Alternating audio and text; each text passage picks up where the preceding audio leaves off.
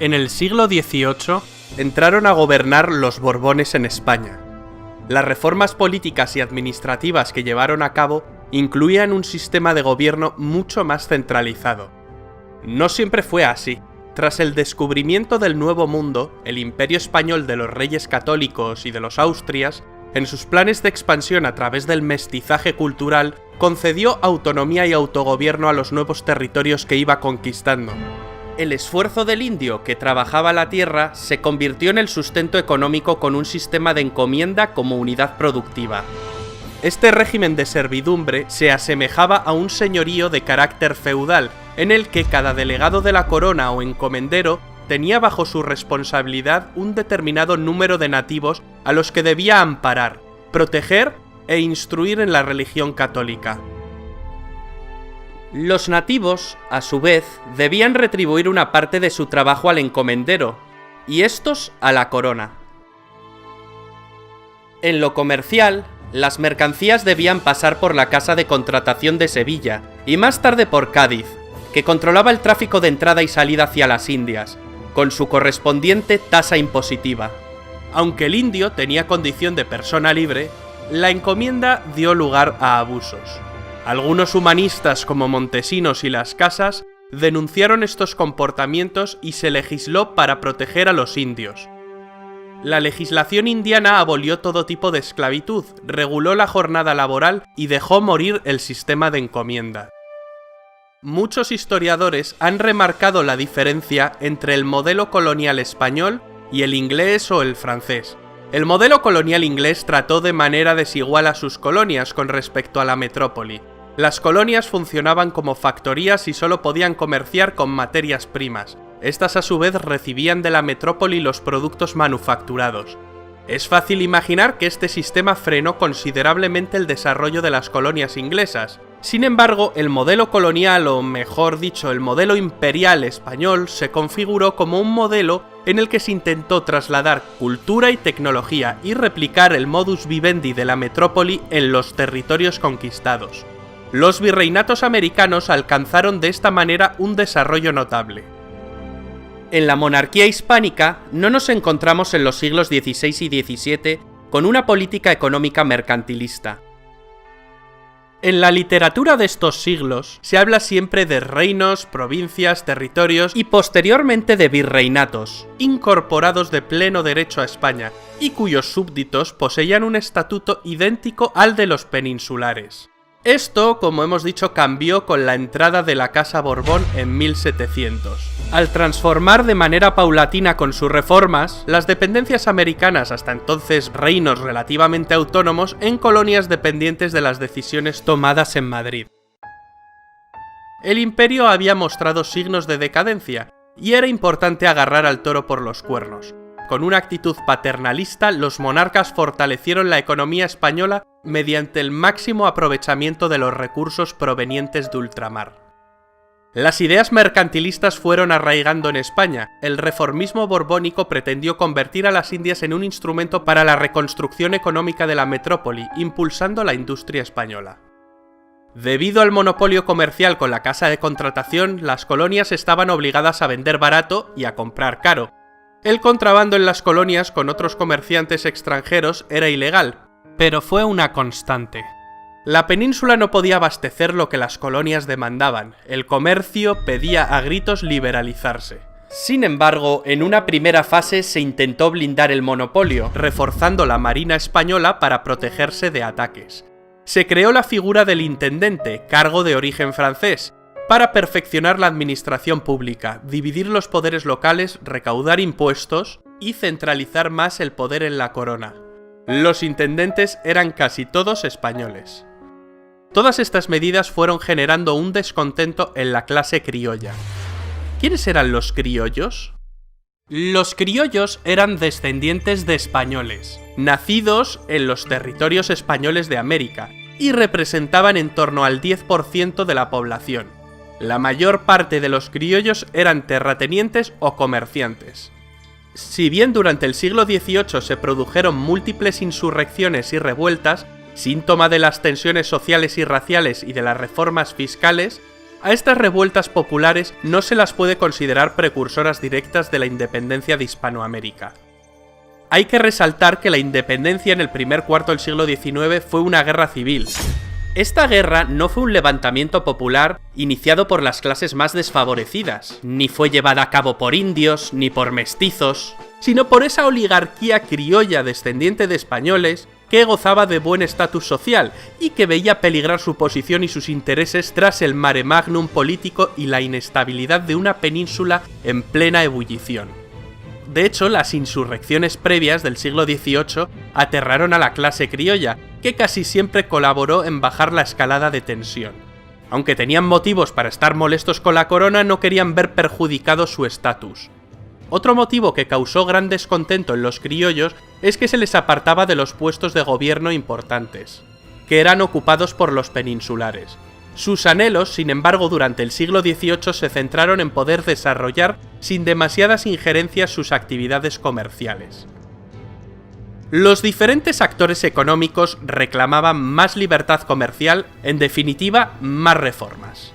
En 1767, Carlos III toma una decisión muy polémica y decreta la disolución de la Compañía de Jesús. Los jesuitas americanos tienen que recoger sus maletas y salir. La corona española se ganó de la noche a la mañana muchos enemigos entre la élite intelectual criolla. A día de hoy es difícil negar que los misioneros jesuitas habían hecho muchas cosas buenas por la sociedad americana. Escuchando a esos actores que pedían más libertad comercial, Carlos III promulgó en 1778 el Reglamento de Libre Comercio, abriendo todos los principales puertos, tanto de España como de sus posesiones en las Indias. Esta medida flexibilizó el monopolio. El volumen de los intercambios comerciales aumentó considerablemente. La liberación, aún así, era parcial. El contrabando de productos extranjeros además seguía existiendo. Se pretendió también aumentar la recaudación con la creación de nuevos impuestos. Las reformas borbónicas eran parte de una corriente europea, la de la Ilustración. Las ideas de los intelectuales ilustrados habían llegado a América con el conocimiento y la razón por bandera. Como precedentes a la emancipación de los territorios españoles en América, vamos a nombrar 3 famosos episodios que se gestaron y eclosionaron a la luz de la Ilustración, y que no pasaron inadvertidos en esa oligarquía criolla hispanoamericana. 1. La independencia de las 13 colonias. El tratado de paz que puso fin a la guerra entre Estados Unidos e Inglaterra es de 1783. 2. La Revolución Francesa, iniciada en 1789. Y 3. Consecuencia de la Revolución Francesa, se produce en la colonia francesa de Haití la Revolución Haitiana de los Esclavos. Haití lograría su independencia. Estos 3 episodios van a orientar la acción futura de los criollos y servirán para proporcionar todo un armazón ideológico para luchar por sus intereses. En el siglo XVIII se había comprobado la fragilidad e indefensión de las costas españolas, constantemente amenazadas por el Imperio Británico. En 1796, Francia y España sellan un pacto en el que deciden unir sus fuerzas para combatir a su enemigo común, Inglaterra. Al año siguiente, en 1797, se demuestra que esta coalición no consigue defenderse de las agresiones británicas. España finalmente tiene que liberalizar más el comercio, permitiendo a las colonias comerciar con otras potencias extranjeras neutrales. Esta medida acaba beneficiando a sus rivales y fue cancelada 2 años más tarde. Para costear la guerra con Inglaterra en 1804 se expide la Real Cédula de Consolidación de Vales, en la que se enajenan los bienes raíces de la Iglesia. Esta desamortización afectó no solo a la Iglesia sino a todos los sectores productivos asociados, agricultura, minería, manufacturas o el pequeño comercio. En la Nueva España se organizaron para protestar por una medida que les parecía injusta. En el marco de la Guerra Anglo-Española en 1805 se produce la famosa batalla naval de Trafalgar, frente a las costas de Cádiz, en la que se enfrentaron franceses y españoles contra la armada británica de Horatio Nelson, quien obtiene una importante victoria muriendo en el combate. La Gran Bretaña confirmaba su dominio de los mares. Esto dificultaría el comercio marítimo. Los productos americanos tendrían serios problemas para llegar a la península ibérica. Mientras el Imperio español va a entrar en declive en el siglo XIX, el Imperio británico, tras las guerras napoleónicas, se haría el amo del mundo, pero no nos adelantemos.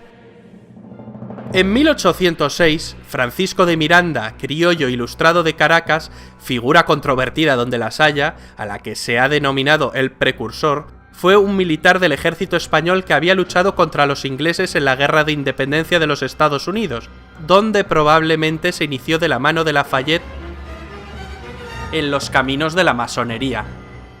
Años más tarde, Miranda conspira con los británicos y con los estadounidenses y con apoyo de estos lanza 2 expediciones de liberación a Venezuela, pero no despertaron el interés popular. Los ataques fueron repelidos y Miranda acaba huyendo a Inglaterra.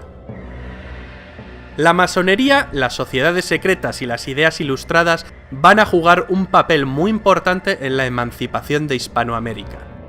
En 1806 y 1807 hubo 2 tentativas inglesas de invadir el virreinato del Río de la Plata. En la primera invasión inglesa en 1806, las tropas británicas llegan a ocupar la ciudad de Buenos Aires, capital del virreinato, pero fueron vencidas 46 días después por un ejército proveniente de Montevideo, comandado por Santiago de Liniers. La segunda invasión inglesa en 1807, las tropas británicas después de tomar Montevideo fueron rechazadas cuando intentaron ocupar Buenos Aires. Todos estos detonantes que acabamos de ver, las reformas borbónicas, el descontento criollo, la influencia de las ideas ilustradas, la influencia de la masonería, las injerencias y los ataques británicos, podían haberse resuelto, pero llegamos al año 1808 y en España se va a producir un vacío de poder, sumado a que Hispanoamérica había alcanzado un grado de madurez y de desarrollo notable debido a la acción imperial. 100 años después de la entrada de los Borbones, se desató en España la mayor crisis política jamás conocida hasta entonces. Los Borbones, Carlos IV y Fernando VII, habían traicionado a los españoles y habían entregado el país a Napoleón, motivo más que suficiente para que el orgulloso pueblo español se levantase en armas contra el invasor francés.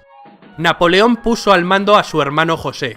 El cambio no tenía por qué ser del todo malo para los españoles, y contó con sus apoyos, los llamados afrancesados. Para los afrancesados, el nuevo gobierno podía traer tintes de modernidad frente al antiguo régimen que encarnaban los Borbones. Aún así, los españoles no querían ser un estado satélite de Francia, y no toleraron al monarca extranjero al que le endosaron numerosos e ingeniosos motes: el rey Plazuelas, Rey Pepino, José Ninguno y el más famoso de todos, Pepe Botella, por una irreprimible afición a la bebida. Nada más lejos de la realidad, el nuevo monarca era abstemio. La entrada de los franceses en España desata la Guerra de Independencia Española y va a precipitar inexorablemente la emancipación de Hispanoamérica.